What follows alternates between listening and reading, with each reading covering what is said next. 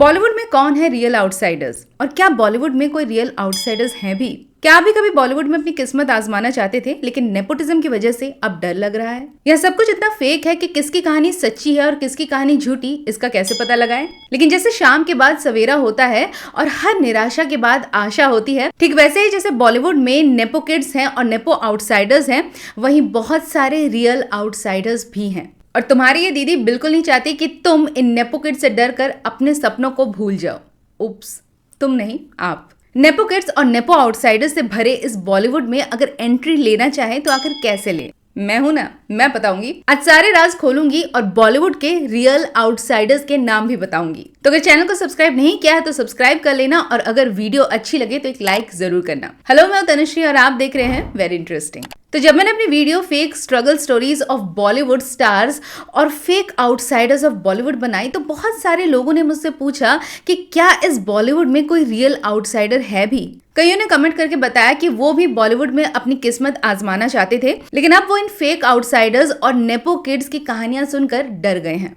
अगर वीडियो नहीं देखा है तो वीडियो देख लेना, समझ जाओगे। लेकिन सच कहूं ना तो बॉलीवुड में नेपो किड्स से ज्यादा आउटसाइडर्स ही हैं। हाँ, ये अलग बात है कि वो ज़्यादातर कैरेक्टर रोल्स में ही नजर आते हैं। वो टॉप के जो 4-5 है ना, वो या तो नेपो किड्स हैं या फिर फेक आउटसाइडर्स हैं। कहीं ना कहीं इंडस्ट्री के साथ उनके तार हमेशा से जुड़े हुए थे।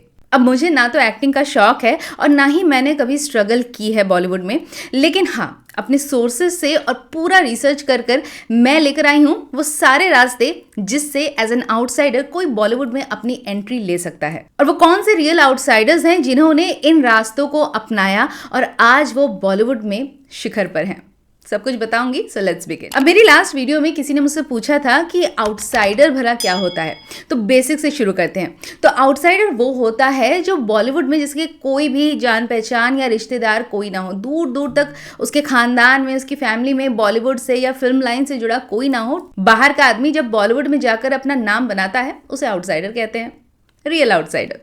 और वो जिसका कोई माँ बाप या फिर खानदान का कोई रिश्तेदार या पूरा खानदान ही बॉलीवुड से जुड़ा हुआ हो ऑलरेडी, उसके लिए वहाँ पर एंट्री मिलना बहुत आसान हो क्योंकि सब भाई बंधु वहीं पर हैं, उसे कहते हैं नेपो किड्स।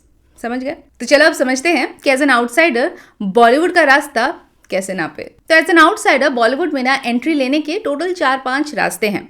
तो रास्ता नंबर 1, एक्टिंग स्कूल। अब जैसे इंजीनियरिंग करने के लिए आईआईटीज है, एमबीए करने के लिए आईआईएम्स है, उसी तरह से एक्टिंग सीखने के लिए है एक्टिंग स्कूल्स। और हमारे देश के दो सबसे बड़े एक्टिंग स्कूल्स हैं एनएसडी यानी कि नेशनल स्कूल ऑफ ड्रामा और एफटीआईआई यानी कि film and television institute of India. यहाँ पर रहकर आप एक्टिंग सीख सकते हैं। थिएटर ग्रुप्स जैसे कि पृथ्वी थिएटर्स में थिएटर कर सकते हैं। लेकिन जितना आसान ये लगता है ना, इतना आसान ये है नहीं।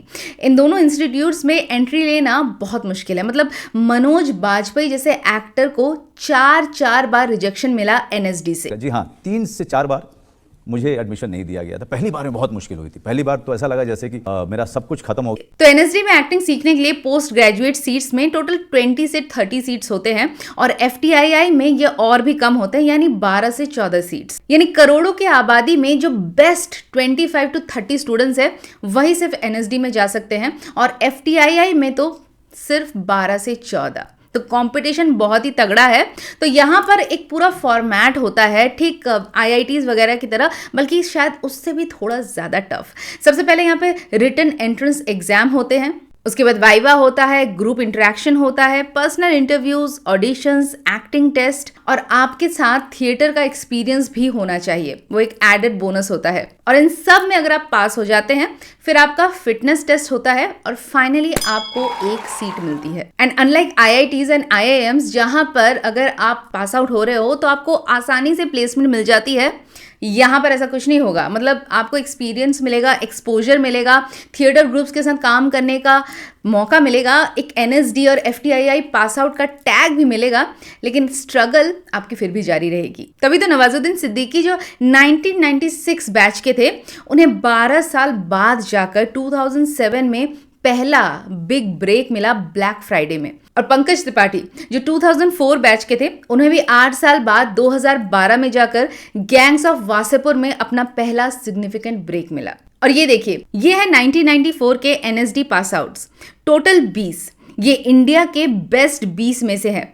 आज इनमें से कितनों को बॉलीवुड के मेन स्ट्रीम मूवीज में काम करते हुए आप देख रहे हैं? आशुतोष राणा, अरविंद कुलकर्णी, कुमुद कुमार मिश्रा, मुकेश तिवारी, यशपाल शर्मा। लेकिन ये भी कौन सा बॉलीवुड के मेन स्ट्रीम हीरोज बन पाए, और ये है 1987 का एनएसडी का बैच। मुझे तो मीता वशिष्ठ और इरफान खान के अलावा कोई भी चेहरा ऑन स्क्रीन देखा हुआ नहीं लग रहा है। तो कहने का मतलब है कि ये वाला ऑप्शन जितना आसान लगता है उतना आसान कतई नहीं है। लेकिन हाँ, अगर आपका एनएसडी या एफटीआईआई में एडमिशन नहीं होता है लेकिन आपके पास पैसे हैं, तो आजकल बहुत सारे प्राइवेट इंस्टीट्यूट्स भी खुल गए हैं, जैसे कि अनुपम खेर का एक्टर प्रिपेयर्स या फिर सुभाष घाई का विस्लिंग वुड्स। यहाँ पर भी आपको बहुत सारा एक्सपोजर मिलेगा, एक्टिंग के अलग अलग वर्कशॉप्स होते हैं, थोड़ा ज्यादा पैसा लगेगा लेकिन हाँ, काफी कुछ सीखने को जरूर मिलता है, थिएटर्स में काम करने का मौका मिलता है। लेकिन स्ट्रगल तो यहाँ पर भी आपके लिए है। एज एन आउटसाइडर कुछ भी बॉलीवुड में ऐसे ही नहीं मिल जाएगा, स्ट्रगल तो करना ही पड़ेगा, और बहुत सारा स्ट्रगल। चलिए अब बताते हैं कुछ फेमस आउटसाइडर्स जो एक्टिंग स्कूल के थ्रू बॉलीवुड में आए। ओम पुरी, पीयूष मिश्रा, पंकज कपूर, नसीरुद्दीन शाह, नीना गुप्ता, पंकज त्रिपाठी, इरफान खान, नवाजुद्दीन सिद्दीकी, मोहम्मद जीशान आयूब, अनुपम खेर, राज बब्बर, अनूप सोनी, आलोक नाथ, आशीष विद्यार्थी, रघुबीर यादव। आउटसाइडर्स जो एफटीआईआई पास आउट्स हैं: डैनी डेंजोंगपा, डेविड धवन, ओम पुरी, राजकुमार हिरानी, मिथुन चक्रवर्ती, राजकुमार राव, शत्रुघ्न सिन्हा। लेकिन यहाँ पर भी आपको नेपो किड्स नहीं मिलेंगे ऐसी कोई गारंटी नहीं है, जैसे कि विधु विनोद चोपड़ा जो रामानंद सागर के रिश्तेदार हैं और वो भी एफटीआईआई से पास आउट है। शबाना आजमी जो फेमस राइटर और पोएट कैफी आजमी की बेटी हैं, ये भी एक्टिंग स्कूल पास आउट है। रत्ना पाठक शाह जिनकी माँ दीना पाठक एक फेमस बॉलीवुड एक्ट्रेस थी, और जया भादुरी जिनके फादर तरुण कुमार भादुरी एक रिनाउंड जर्नलिस्ट, राइटर और थिएटर आर्टिस्ट थे, और उनका सिनेमा और थिएटर में कई बड़े लोगों से जान पहचान थी। तो नेपो किड्स तो यहाँ पर भी मिल सकते हैं, ऐसी कोई जगह नहीं जहाँ पर वो ना मिले। तो अगर ये वाला रास्ता देखकर थोड़ा मन में डर लग रहा है तो चलो कोई बात नहीं, मुड़ते हैं दूसरे रास्ते की ओर। एक्टिंग करना चाहते हो, हाइट अच्छी खासी है, पर्सनैलिटी भी है, मॉडलिंग ट्राई करो, थोड़ा बहुत रैंप वॉक सीख लो, एक आध एड फिल्म्स या प्रिंट एड्स कर लो, या फिर किसी ब्यूटी पैजेंट का हिस्सा बन जाओ, और क्या पता तुम ब्यूटी पैजेंट जीत जाओ, या फिर रनर अप भी बन सकते हो। और उससे होगा ये कि बहुत सारा मीडिया अटेंशन तुमको मिलेगा, और उसके बाद क्या पता कोई फिल्म भी हाथ लग जाए, क्या पता किसी म्यूजिक वीडियो का ही ऑफर मिल जाए, और बॉलीवुड से नहीं भी आया तो रीजनल सिनेमा से तो ऑफर आ ही सकता है। जैसे कि तापसी पन्नू जो पहले मॉडल हुआ करती थी और उसके बाद वो साउथ की फिल्मों से उन्होंने बॉलीवुड में एंट्री ली। और ऐसे बहुत से आउटसाइडर्स हैं जो या तो पहले मॉडलिंग में गए या फिर कोई ब्यूटी पेजेंट के विनर रहे और उसके बाद उन्होंने बॉलीवुड में एंट्री ली, जैसे कि Zeenat Aman, Aishwarya Rai, Priyanka Chopra, John Abraham, Bipasha Basu, Randeep Hooda, Sushmita Sen, Lara Dutta, Dia Mirza, Anushka Sharma, Aryan Vaid, Milind Soman, Dino Morea, Vikram Saluja. You got the gist right. और यहाँ पर जब मैं मॉडलिंग की बात कर रही हूँ तो मैं सिर्फ जवान लोगों की बात नहीं कर रही हूँ। इनकी कहानी सुनिए। ये है दिनेश मोहन। ये पहले सरकारी मुलाजिम हुआ करते थे, फिर लाइफ में बहुत सारी परेशानियां आई तो वॉलंटरी रिटायरमेंट ले लिया। फैमिली प्रॉब्लम्स हुई, डिप्रेशन में चले गए, बहुत सारा वेट बढ़ गया, लेकिन उसके बाद अपना वेट रिड्यूस किया और अपनी पर्सनालिटी पर काम किया, और आज 66 इयर्स की एज में ये मॉडलिंग करते हैं। और मॉडलिंग करने के बाद इन्होंने भी बॉलीवुड में एज एन आउटसाइडर एंट्री ली, और इनकी मूवी थी सांड की आंख, महाराजा फलवर, इसका पति तो इसके पीछे चल रहा है, दरबार। आप हिम्मत रखिए, देखिए भाभी जी भी तो कितनी हिम्मत से काम ले रही हैं। भारत, हैप्पी सरदार। इन्होंने सोनी टीवी के एक सीरियल में भी काम किया है जिसका नाम है ये प्यार नहीं तो क्या है। इनको आपने एक वेब सीरीज में भी देखा होगा, ऑल अबाउट सेक्शन 377। लेकिन मॉडलिंग करे तो करे कैसे, पता कैसे चले कि कहां पर मॉडलिंग के लिए कास्टिंग हो रही है या ऑडिशन चल रहे हैं?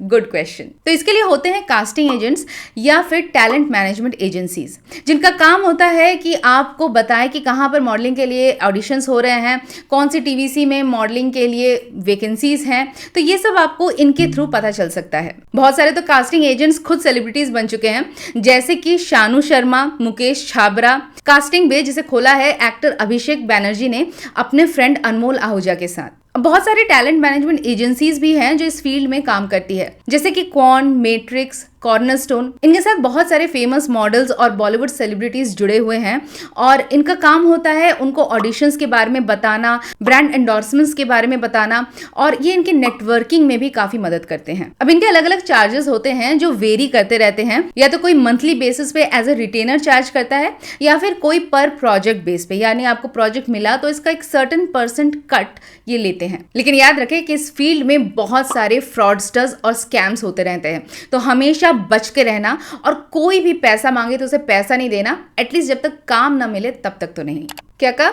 हाइट थोड़ी कम है, पर्सनालिटी भी एवरेज है, लेकिन एक्टिंग करना है।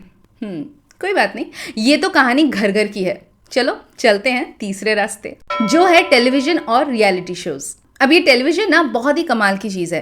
एक तो यहाँ पर बहुत सारे आर्टिस्ट की ज़रूरत होती है और हमेशा ही ज़रूरत रहती है, पर एपिसोड पैसा भी मिल जाता है। हाँ, वर्क आवर्स थोड़े लॉन्ग होते हैं, एक्टिंग का स्कोप भी बहुत लिमिटेड ही होता है क्योंकि ऑफ कोर्स टेलीविजन सीरियल्स में वही घिसी पिटी कहानियां चलती रहती हैं, लेकिन यहाँ पर काम मिलना थोड़ा आसान है। इनफैक्ट यहाँ पर नेपोटिज्म तो बहुत कम होता है, फेवरेटिज्म होता है, लेकिन वो तो कॉर्पोरेट ऑफिसेज में भी होता है क्योंकि जो लोग टीवी में काम कर रहे होते हैं ना, उनको हमेशा टीवी छोड़कर फिल्म्स की ओर जाना होता है। और जो टीवी के स्टार्स होते हैं ना, वो अपने बच्चों को टेलीविजन में नहीं काम करवाना चाहते, वो भी उन्हें फिल्मों में ही लॉन्च कराना चाहते हैं। तो यहाँ पर कंपटीशन रिलेटिवली कम है, यहाँ पर आपको नेपो किड्स कम ही मिलेंगे लेकिन कम मिलेंगे। और एक बार टेलीविजन में आपका सीरियल चल जाए, अगर आप एक टेलीविजन के जाने माने नाम हो जाए, तो धीरे धीरे आप फिल्मों की ओर भी रुख कर सकते हैं। अब बताते हैं कुछ आउटसाइडर्स जिन्होंने टीवी से फिल्मों की ओर रुख किया। सुशांत सिंह राजपूत, जो पहले टीवी में काम किया करते थे, फेमस शो था पवित्र रिश्ता और उसके बाद वो गए फिल्मों की ओर। पहली फिल्म थी काई पोचे। आयुष्मान खुराना, जो रोडीज के विनर रह चुके हैं और बाद में विकी डोनर से उन्होंने बॉलीवुड में एंट्री ली। राधिका मदान, जो टीवी सीरियल मेरी आशिकी तुमसे ही में काम किया करती थी और उसके बाद वो बॉलीवुड में फिल्मों में काम करने लगी। मृणाल ठाकुर, इन्होंने भी टीवी में ही काम करना शुरू किया था। कुमकुम भाग्य इनका एक सीरियल हुआ करता था और वहां से पॉपुलर होने के बाद ही इन्होंने फिल्मों की ओर रुख किया। विक्रांत मैसे, ये भी पहले टीवी में काम किया करते थे और टीवी में अपना नाम और काम जमाने के बाद इन्होंने बॉलीवुड में झंडे गाड़े हैं। आर माधवन, ये भी पहले टीवी में काम किया करते थे और टीवी के बाद बॉलीवुड और साउथ के बहुत बड़े एक्टर बन गए। क्या कहा? आजकल कौन टीवी देखता है? बात तो सही है, आजकल तो हर कोई मोबाइल देखता है। वैसे मोबाइल भी आपको एक्टर बना सकता है। सोशल मीडिया, ये वाला रास्ता थोड़ा अभी नया नया मार्केट में आया है। सोशल मीडिया स्टार्स या इन्फ्लुएंसर्स कह लीजिए, ये भी एक तरीका है फिल्मों की ओर जाने का। इंस्टाग्राम, टिकटॉक, यूट्यूब पर पहले अपना सब्सक्राइबर बेस बढ़ाओ, एक बहुत बड़ा इन्फ्लुएंसर बन जाओ और उसके बाद तो लोग आपको घर पर आकर साइन करेंगे। जैसे कि भुवन बाम, प्राजक्ता कोहली, कुशा कपिला, कन्नन गिल। जी हाँ, इन्होंने भी सोनाक्षी सिन्हा के साथ मूवी की थी नूर, जिसके बारे में कोई नहीं जानता। एंड नाउ अपूर्वा मखीजा, जिन्हें हम नादानियां करते हुए देख चुके हैं। अब ये वाला रूट जितना आसान दिखता है उतना आसान होता नहीं है। मतलब पहले कंटेंट बनाते रहो, लोग आएंगे और आपका कंटेंट बिना लाइक और सब्सक्राइब करके देखकर चले जाएंगे। तो अगर आपको वीडियो अच्छी लग रही है तो एक लाइक ज़रूर कर देना, ठीक है। तो इस तरह से ये भी एक रूट होता है। अगर आप एक बहुत बड़े कंटेंट क्रिएटर बन जाओ या फिर आपका एक अच्छा खासा फैन बेस हो और आप फिर उसके बाद फिल्मों में डेफिनेटली जो दिखता है वो बिकता है, तो जितने ज़्यादा लोग, जितनी ज़्यादा पॉपुलैरिटी, उतने ही बॉलीवुड में आपके चांसेस भी स्ट्रांग हैं। लेकिन अगर आप आलसी हो, कंटेंट नहीं बनाना चाहते, टीवी पर सालों अपना टाइम वेस्ट नहीं करना चाहते हैं, मॉडलिंग, रैंप वॉक में आपका इंटरेस्ट नहीं है, लेकिन फिर भी आप एक्टर बनना चाहते हैं, क्या कर सकते हैं? एक रास्ता है, तिकड़मबाजी, जिसे नेटवर्किंग भी कह सकते हैं। तो भैया बॉलीवुड में ना अगर अपने पांव जमाने हो तो एक मंत्र है नेटवर्किंग। और नेटवर्किंग का मतलब होता है कि जितने ज़्यादा लोगों से मिलोगे, जितना इनकी सोसाइटी में घुलने मिलने की कोशिश करोगे, इनकी पार्टीज़ में जाओगे, इनके साथ टाइम स्पेंड करोगे, उतने ही आपके चांसेस जो है ना काम मिलने के स्ट्रॉन्ग बनते जाते हैं। सुनने में थोड़ा वियर्ड लगता है लेकिन यही सच्चाई है। और मॉडलिंग और ऑडिशंस और ये अपना पोर्टफोलियो बनाकर अलग अलग प्रोडक्शन हाउसेस में भेजना, कास्टिंग एजेंट्स के पास भेजना, तो ये सब तो आपको करते ही रहना पड़ेगा, लेकिन इसके साथ साथ नेटवर्किंग जो है बहुत ज़्यादा ज़रूरी है। बताते हैं कैसे। तो कार्तिक आर्यन बहुत लोगों का सवाल था कि आउटसाइडर है या फिर नेपो किड है। वेल, नेपो किड तो वो नहीं है, डेफिनेटली आउटसाइडर हैं। कार्तिक आर्यन ने भी मॉडलिंग से अपनी शुरुआत की थी, छोटे मोटे एड वगैरह वो करते थे और कमर्शियल्स करते थे, लेकिन बॉलीवुड में उनकी एंट्री नेटवर्किंग के थ्रू ही हुई थी। संदीप सिंह ने खुद अपने एक इंटरव्यू में कहा था कि किस तरीके से उन्होंने कार्तिक आर्यन की इनिशियल स्टार्टिंग स्टेज में उन्हें गाइड किया, उन्हें अलग अलग लोगों से मिलवाया। You know who's that? Kartik Aaryan. In fact जैसे आनंद पंडित से वो मान लो मिल रहा है या किसी और से भी, सब जगह मैं ही लेके गया था ना वो और इस तरह से वो धीरे धीरे आप जब लोगों को जानने लगते हो, आपको वो अलग अलग ऑडिशंस के लिए बुलाते हैं, फिर हो सकता है आपको किसी फिल्म में भी कास्ट कर ले। And Kartik just got lucky कि उनके प्यार का पंचनामा का वो जो मोनोलॉग था वो एकदम वायरल हो गया। प्रॉब्लम ये है कि वो लड़की है, और क्या प्रॉब्लम है? और उसके बाद उन्हें मिला सोनू की टीटू की स्वीटी, और उसके बाद ये फिल्म हिट हो गई and then there was no looking back for him. कुछ ऐसा ही हुआ कंगना रनौत के साथ भी। वो मॉडलिंग किया करती थी, लेकिन उनको जो ब्रेक मिला वो उनके कॉन्टैक्ट्स के थ्रू ही मिला। आदित्य पंचोली से उन्होंने दोस्ती की और धीरे धीरे, मतलब हर कोई जानता है कि उनके बीच का जो रिश्ता था, Aditya Pancholi actually helped her meet a lot of producers, बहुत सारे डायरेक्टर्स और प्रोड्यूसर्स से उनकी मीटिंग फिक्स कराई और उसी के थ्रू उनको अपना पहला ब्रेक मिला। कैटरीना कैफ को भी कुछ इसी तरीके से नेटवर्किंग के थ्रू ही काम मिला था। दरअसल कैटरीना कैफ इंडिया में आई थी, मॉडलिंग करती थी और उन्होंने बी ग्रेड फिल्म बूम भी करी थी, लेकिन जो कुछ भी बॉक्स ऑफिस में कमाल नहीं कर पाई, बहुत ही थर्ड क्लास मूवी थी, फ्लॉप हो गई थी। और उसके बाद ये लेकिन यहाँ पर ये कंसिस्टेंटली बनी रही। और कैटरीना जिस जिम में जाया करती थी वहीं पर सलमान खान की बहन अलवीरा भी जाया करती थी, और यहीं पर जिम में उन दोनों की एक दिन मुलाकात होती है और वहाँ से उनकी दोस्ती होती है और फिर वो अपने घर वालों से मिलाती है, अपने भाई सलमान खान से मिलाती है, और इसी तरीके से नेटवर्किंग के थ्रू ही कैटरीना को भी फिल्म इंडस्ट्री में काम मिला। बिकॉज वी ऑल नो कि किस तरीके से सलमान खान ने कैटरीना कैफ के करियर को बॉलीवुड में बनाने में इनिशियल स्टेज में मदद की। तो पोर्टफोलियो बनाओ, लेकिन उससे पहले दोस्त बनाओ, बड़े बड़े लोगों के साथ घूमो फिरो, हाई सोसाइटी में मिक्सअप होने की कोशिश करो। वो जिस कैफे में जाते हैं वहाँ जाओ, जिस जिम में जाते हैं वहाँ जाओ, लेकिन नेटवर्किंग इज द की। और कई बार नेटवर्किंग अगर आप नहीं कर सकते तो सीधा काम पर जाओ, मतलब काम कुछ लेकिन लक्ष्य कुछ ऐसा ही किया था सिद्धार्थ मल्होत्रा ने। मतलब उनको फिल्मों में एक्टर बनना था, लेकिन मॉडलिंग के बाद वो बहुत ज़्यादा कुछ कर नहीं पा रहे थे, तो वो बन गए असिस्टेंट डायरेक्टर। मतलब बनना था कुछ लेकिन बन गए कुछ। तो असिस्टेंट डायरेक्टर बनकर वो असिस्ट करते थे करण जौहर की फिल्म्स में, और जब वो एज एन एडी काम किया करते थे तो वहीं पर करण जौहर ने उन्हें नोटिस किया और सिद्धार्थ मल्होत्रा को देखकर करण का दिल धड़क गया और फिर उन्होंने उसे कास्ट कर लिया। तो ऐसा भी होता है, लेकिन ऐसा नहीं कि वहाँ पर आपको नेपो किड्स नहीं मिलेंगे। बहुत सारे नेपो किड्स फिल्मों में एंट्री लेने से पहले वो भी एडी बन जाते हैं, जैसे कि रणबीर कपूर बने थे, सोनम कपूर बनी थी, वरुण धवन बने थे। एक और तरीका है कि कास्टिंग एजेंट के अंडर में काम कर लो। मतलब वो अगर आपको कास्ट करे ना करे, आप तो किसी को कास्ट कर ही लोगे, और क्या पता कास्टिंग करते करते आप खुद भी कास्ट हो जाओ। कुछ ऐसा ही किया था भूमि पेडनेकर ने, जो कास्टिंग एजेंट का काम किया करती थी YRF में। उन्होंने 6 साल उनकी कास्टिंग डिपार्टमेंट में काम किया और फिर दम लगा के हमेशा में खुद ही को कास्ट कर लिया। तो ये भी एक अनकन्वेंशनल तरीका हो सकता है। और अगर कुछ भी नहीं करना, सब कुछ छोड़ दो और किस्मत के भरोसे बैठ जाओ, लक बाय चांस, ये भी काम करता है बॉलीवुड में। कुछ ऐसा ही हुआ था, if you remember, Sneha Ullal के साथ, जो एकदम ऐसे ही सड़क पे खड़ी खड़ी उनको सलमान खान की बहन ने नोटिस किया और देखा कि यार ये क्या ऐश्वर्या है, लेकिन बाद में पता चला कि यार ऐश्वर्या जैसी दिखती हुई लड़की है और उसको कास्ट कर लिया। ऐसा ही हुआ था जरीन खान के साथ भी, जब वो एक फिल्म की शूटिंग देखने के लिए आई थी और वहाँ पर सलमान खान ने इनको देखा और सोचा क्या ये कैटरीना है, और बस जरीन खान को भी कास्ट कर लिया। तो किस्मत में अगर आपके हो तो ज़रूर आप कुछ भी हो सकता है। तो बैठ जाओ किस्मत के भरोसे, और एक दिन यूं ही चलते फिरते किसी स्टार से मुलाकात हो जाएगी।